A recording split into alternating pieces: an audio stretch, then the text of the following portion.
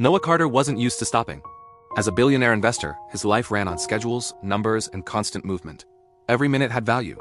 So when he heard a child crying near a quiet street one evening, he almost ignored it. Almost. The sound was soft, but desperate. A little boy, no older than 7, stood outside a closed pharmacy, holding a crumpled piece of paper. Tears streamed down his face.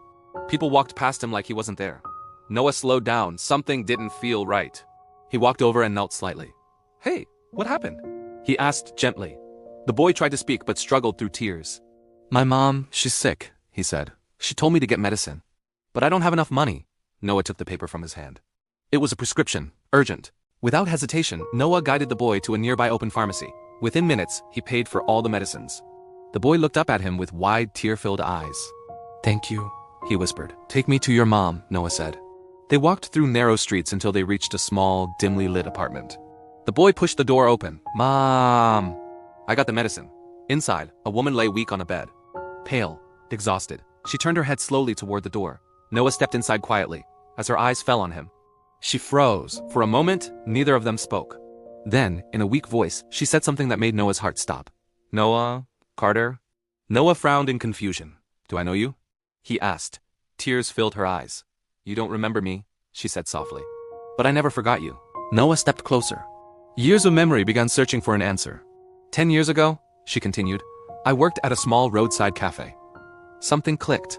Noah's expression slowly changed. "I was struggling back then," she said. "My husband had just passed away. I had a small child and no support." Noah remembered. A rainy night. A small cafe. A tired woman who couldn't afford to pay for a broken appliance she accidentally damaged. "I was going to lose my job," she said quietly. "But you paid for everything and told my boss not to fire me." Noah went silent. He had completely forgotten. To him, it had been a small moment, an unimportant expense. But to her, it had been survival. "That job kept us alive," she said, her voice shaking. "My son grew up because of that one moment." The boy stood beside her, holding her hand. Noah looked at him differently now, realizing the connection. He thought he had helped a crying child by coincidence. But the truth? Years ago, he had already helped this family survive, and now, life had brought him back. To finish what he started. Noah placed the medicines beside her. "You don't have to worry anymore," he said softly. Because this time, he wasn't just helping for a moment. He was changing their future. Sometimes kindness feels small when you give it. But time has a way of revealing its true weight. And sometimes, the life you save once finds its way back to you when it needs you again. Comment and tell us where you're watching this video from.